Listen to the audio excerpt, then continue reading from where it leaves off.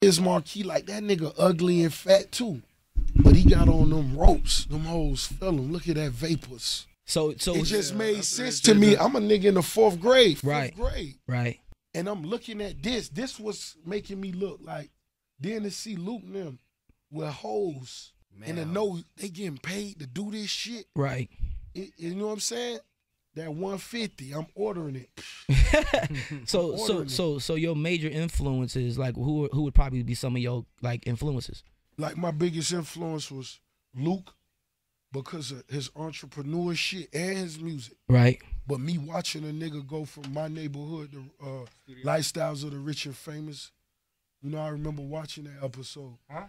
So I'm in elementary school. So it was Luke. Okay, kind of late. Right. It was Ice Cube. It was Big Daddy Kane. Right. I think them was the three. You know what I'm saying? Like I used to repeat. You know what I'm saying? Like Smooth Operator. I put it on repeat and I used to take little words and bite them. Right. And just maybe change, you know, just trying to finish one verse. So I could be like, damn, I did a verse. So I think it was like them niggas, you know what I'm saying? East Coast, Big Daddy Kane. You know what's so funny? I had this conversation before, and I think sometimes people forget where a lot of stuff come from. Because, you know, for like maybe the last, 8 to 10 years, people acting like the South is a new thing. And I'm like, y'all forget that I think, you know, 2 Live Crew and Luke and all them, when they was going through all their court stuff, they're the real reason why girls is half naked on videos. Now, you might not like it, but the fact that the video girl is started with them. The Me So Horny girls, you know what I'm saying? Dog got rich off that shit right there. Think about it. He was really just a DJ. Right. He was just a DJ. He wasn't an MC. He a nigga that just hyped the party. Hey, right. Hey.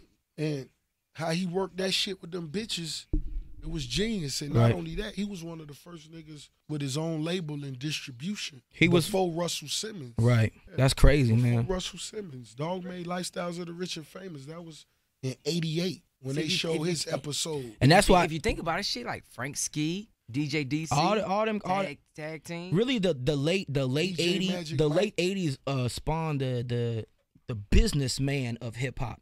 If you think about it, with this Russell Simmons, Eazy-E, and NWA, they had their labels. That was the business era because niggas making money was new to them.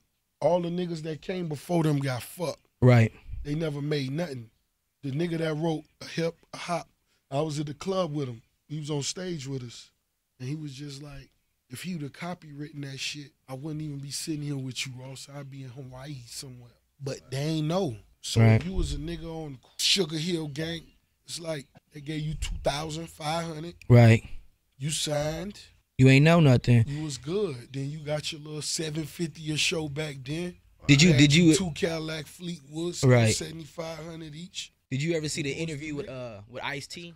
And Ice-T was in an interview and he said, I didn't even know how to rap. He said he was just sitting in front of a white man and went there. He was on some pimp shit. He said he was sitting in front of him. He said went in there with a gift of gab and just talked to this man, and the dude gave him all this money. He actually had to go out and get rappers and learn how to rap. And that's how he got really going in the rap game like that. It's hard for me to believe that because that nigga was so dope. I'm telling you. And I ain't saying a nigga ain't, you know, help him right. Right. But if you think about them records like HUSTLER, Hustler, New Jack, Hustler. No, I'm talking about he actually had to go out. Was really like a New York nigga in LA. The way he was pronunciating his words, that nigga talked so proper. Right. And that nigga was dope too. I never disrespect. Niggas sleep on Ice-T. That fuck nigga was hard, boy. Like slave. Still got the bad hoes.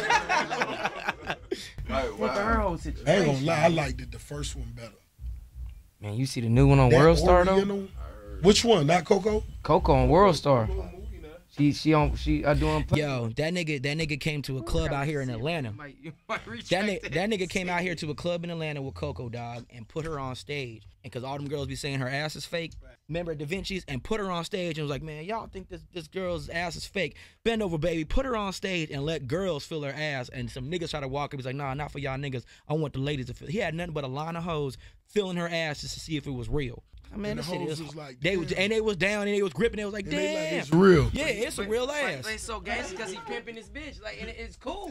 And she's cool with it. It don't matter. Right. Hey, look, that check coming home. Let's go get us a check. Let's get it. Let's do it. And that nigga, he not trying to be, I know he an older cat, but when I heard him rap, he had a new song, he was rapping or whatever. No, it was just him. And the shit was hard. He was just spitting, you know what I mean? Oh. But no hook, you know what I'm saying? Just straight dry. Hard, man.